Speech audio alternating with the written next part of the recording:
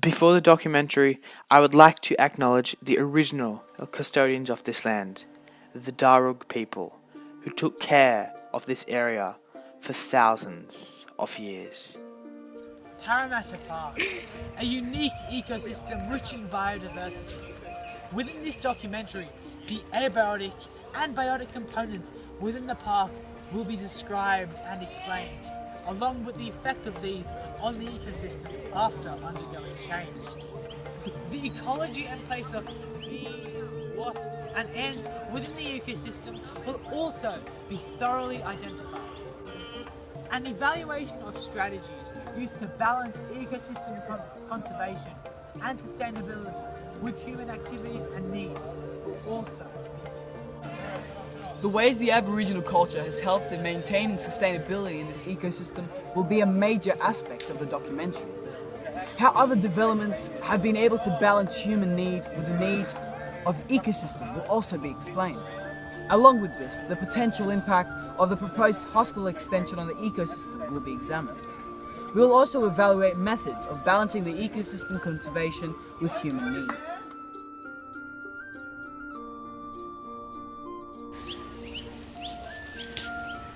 Within Parramatta Park, there are many abiotic and biotic factors that dramatically impact the ecosystem. Examples of abiotic factors are edaphic factors such as soil, rock, pH, and climatic factors such as sun, rain, and wind. Some examples of biotic factors would be plants and animals that live within the ecosystem. All of these have a profound impact on the ecosystem as they change. In essence, if there was a lack of rain in an ecosystem, this would lower the amount of producing growth and disturb the ecosystem as a whole. Also, if the soil were to have high salt levels, this would dramatically impact the health and welfare of consumers, as there would be a lack of nutritious water. Bees, wasps, and ants also play a major role within the ecosystem. Bees within the ecosystem are mostly located near flowers or in gardens. These unique creatures are primary consumers / heterotrophs, as they consume nectar from plants. They live within beehives, a structure grouped together by prismatic hexagonal cells made from beeswax. They serve a major role within the ecosystem, as they are responsible for pollinating flowers and are necessary for them to survive. All bees have different roles, and this dramatically impacts their lifespan and day-to-day activities. For example, worker bees generally only live 40 days. In this time, they form honey and pollinate flowers, while the queen bee lives for 5 years, giving birth to the worker bees. When the worker bees sense that the queen has passed her prime, they induce her replacement. Due to the small size of bees, they have a wide range of predators, including birds, small reptiles, and other mammals. Ants are primary consumers within the Parramatta Park ecosystem. They commonly consume decaying matter and act as decomposers, making them saprotrophs. They serve the ecosystem very well, as they are responsible for ensuring that matter not being used is decomposed. This process is known as decomposition. Ants are found in colonies in the ground, which are also known as formasaries. The life cycle of an ant consists of 4 prime stages. These include egg, larvae, pupa, and adults. As an adult, worker ants can live up to 7 years, with queens living for 15 years. Some ant predators are spiders, snails, and reptiles. The most common wasps are secondary consumer heterotrophs and consume insects in the Parramatta Park ecosystem. The wasps live in nests, usually high in trees, to avoid predators. In summer and spring, wasps serve as an extremely beneficial purpose to the ecosystem, as they assist in the pollination of flowers. Wasps have an extremely similar lifestyle to bees, but have female workers instead of males. Some animals that prey on wasps are birds, dragonflies, and the praying mantis.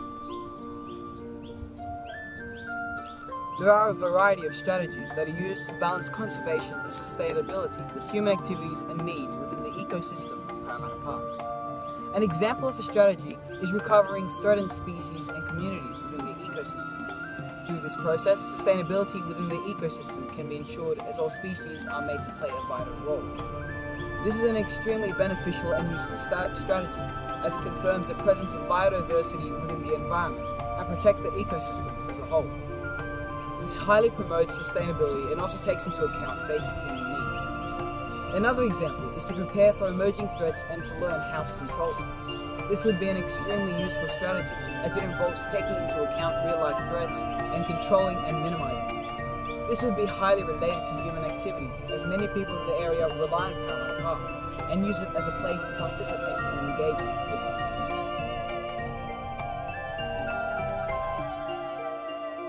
An example of another development that was able to balance human needs with the ecosystem was a park known as Gallery Gardens, located in the Toongabbie area.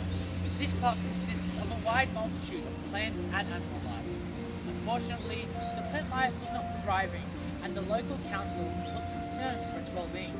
In order to preserve it, they secluded that section from the rest of the park to make sure it grew through. In order to satisfy the everyday person's needs, they added a park walkway, which provided more interest for people. The Aboriginal culture played a major role in maintaining sustainability in the ecosystem. The original custodians of this land, the Darug people, only took the resources that they needed in order to make sure that the land thrived and survived. They felt a connection with the land. They viewed themselves as one with the land. If we, as modern-day Australians, can encompass and utilise the skills of the Aboriginals, we can ensure a future of sustainability for Parramatta Park. The proposed hospital extension may have a dramatic impact on the Parramatta Park ecosystem. Due to the extension, certain parts of the park will be eliminated and removed from the environment, creating a mass disturbance in the ecosystem. However, ways in which we can combat this is by ensuring that the extension does not remove unique species from the ecosystem and only has an effect on the species with high abundance. Another strategy that could be implemented would be to replace or relocate every plant or animal from the area being removed to a different part of the ecosystem.